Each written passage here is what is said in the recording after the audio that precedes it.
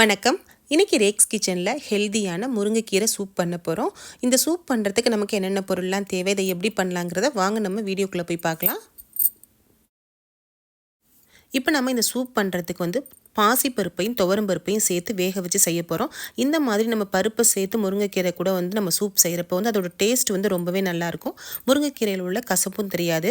அதுக்காக 1 table spoon பாசிப்பருப்பு, 1 table spoon துவரம்பருப்பு இது நல்லா வாஷ் பண்ணிவிட்டு ஒரு 2 கப் அளவுக்கு தண்ணியை சேர்த்துட்டு எந்த அளவுக்கு உங்களுக்கு உப்பு தேவையோ அந்தளவுக்கு உப்பையும் சேர்த்துட்டு 1/2 டீஸ்பூன் அளவுக்கு மஞ்சள் பொடி, ஒரு பாதி வெங்காயத்தை கட் பண்ணி வச்சுருக்கேன். உங்கள்கிட்ட சின்ன வெங்காயம் இருந்தால் ஒரு 4-5 வெங்காயம் சேர்த்துக்கோங்க.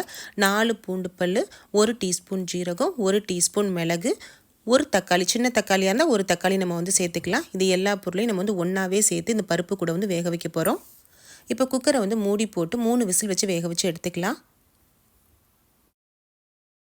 குக்கர் மூடி போட்டு நம்ம வெயிட் போட்டாச்சு. இது விசில் வந்த பிறகு நம்ம ஆஃப் பண்ணிக்கலாம். இதுக்கு இடையில நம்ம கீரையை வதக்கிக்குவோம். அதுக்காக 1 டீஸ்பூன் அளவுக்கு நெய்யை சேர்த்துக்கிறேன். உங்கள்கிட்ட நெய் இருந்தால் சேர்த்துக்கோங்க, இல்லை எண்ணெயில் கூட நம்ம வதக்கிக்கலாம். நெய்யில் நம்ம சேர்த்து வதக்கிறப்போ முருங்கைக்கீரையோட கசப்பு தெரியாமல் இருக்கும். அதுக்காக நெய்யை 1 டீஸ்பூன் அளவுக்கு சேர்த்துட்டு ஒரு கைப்பிடி அளவுக்கு முருங்கைக்கீரையை உருவி வச்சுருக்கேன். இதை நம்ம நெய்யில் ஒரு 2 நிமிஷத்துக்கு மட்டும் லைட்டாக நம்ம வதக்கி எடுத்துக்கலாம். அதிக நேரம் நீங்கள் வதக்கணும்னு அவசியம் இல்லை. 2 நிமிஷத்துக்கு மட்டும் வதக்கி எடுத்துக்கோங்க. இப்போ நம்ம 2 நிமிஷத்துக்கு பிறகு ஸ்டவ்வை ஆஃப் பண்ணிவிட்டு இதை எடுத்து நம்ம பிளேட்டுக்கு மாற்றிட்டு ஆற வச்சுட்டு நம்ம இதை அரைச்சி எடுத்துக்கலாம். இப்போ நம்ம முருங்கைக்கீரை மிக்ஸி ஜாரில் சேர்த்தாச்சு. ரொம்ப நைஸாக அரைக்காமல் கொஞ்சம் குறப்பாக இந்த மாதிரி பக்குவத்தில் 2 தடவை மட்டும் பல்ஸ் மோடில் எடுத்துக்கோங்க. போட்டு எடுத்துட்டிங்கன்னா அதுவே கரெக்டான அளவில் இருக்கும். இப்போ பருப்பு வெந்து வந்துருச்சு. இதை லைட்டாக நம்ம ஒரு மற்ற வச்சு ஒரு 2-3 தடவை கடைஞ்சி விட்டுட்டு நம்ம இதில் கீரை கூட சேர்த்துடலாம்.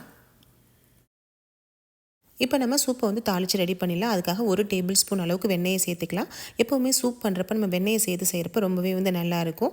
வெண்ணெய் உருகி வந்த பிறகு 1/2 டீஸ்பூன் ஜீரகம், 1/2 டீஸ்பூன் மிளகு இதை பொடி பண்ணி எடுத்து வச்சுருந்தேன். இது கூட ஒரு கொத்து கருவேப்பிலையும் சேர்த்து நம்ம வதக்கிக்கலாம். வதக்கிட்டு நம்ம அரைச்சி வச்ச முருங்கைக்கீரை இருக்குது இல்லையா, அந்த முருங்கைக்கீரையும் சேர்த்து இது கூட வதக்கிக்குவோம். நம்ம வதக்கிறப்பவே 2 பல்லு பூண்டு பல்லையும் எடுத்து நம்ம தட்டி நம்மள சேர்க்குறப்ப அதோட வாசம் ரொம்பவே நல்லாயிருக்கும். பூண்டு லைட்டாக வதங்கி வந்த பிறகு நம்ம அரைச்சி வச்ச முருங்கைக்கீரை இதில் சேர்த்து நம்ம வதக்கிக்குவோம். இது எதையுமே நம்ம அதிக நேரம் வதக்கணும்னு அவசியம் இல்லை. இது ஏற்கனவே நம்ம வதக்கி எடுத்ததுனால சும்மா ஒரு 1 செகண்டுக்கு மட்டும் நம்ம வதக்கி விட்டுட்டு அதுக்கு மேலே நம்ம பருப்பு தண்ணியை நம்ம இதில் சேர்த்துட்டா கரெக்டான அளவில் நமக்கு இருக்கும். இப்போ நம்ம வேக வச்ச பருப்பை நம்ம இந்த முருங்கைக்கீரை கூட சேர்த்து கலந்துடலாம். உங்களுக்கு எந்த அளவுக்கு தண்ணி தேவையோ அந்தளவுக்கு தண்ணியை இது கூட சேர்த்து கலந்துக்கோங்க. நான் இது கூடவே 1 கப் எக்ஸ்ட்ரா தண்ணியை சேர்த்துட்டு நம்ம ரசம் மாதிரி பக்குவத்தில் லைட்டாக நுரைச்சி வரும். அந்த டைமில் நம்ம ஸ்டவ்வை ஆஃப் பண்ணிடலாம். இப்போ லைட்டாக ஒரு 5 நிமிஷத்துக்கு மட்டும் மீடியம் ஃப்ளேமில் வச்சுக்கலாம் நம்ம. இப்போ ஓரங்கள் எல்லாமே நுரையாக இருக்கு இல்லையா, நம்ம ரசம் பக்குவத்துக்கு இருக்கு இல்லையா, இதுதான் நமக்கு சரியான பக்குவம். இதுக்கு மேலே நம்ம அதிகமாக கொதிக்க வச்சோம் அப்படின்னா அந்த கீரையோட டேஸ்ட்டே நமக்கு மாறிடும். இந்த டைமில் நம்ம ஸ்டவ் ஆஃப் பண்ணிவிட்டு ஒரு கொத்து கருவேப்பிலையும் கொத்தமல்லியும் சேர்த்துட்டு நம்ம இதை கலந்து விட்டுலாம். இப்போ நல்ல சூப்பராக ஹெல்தியான முருங்கைக்கீரை சூப் ரெடி பண்ணியாச்சு.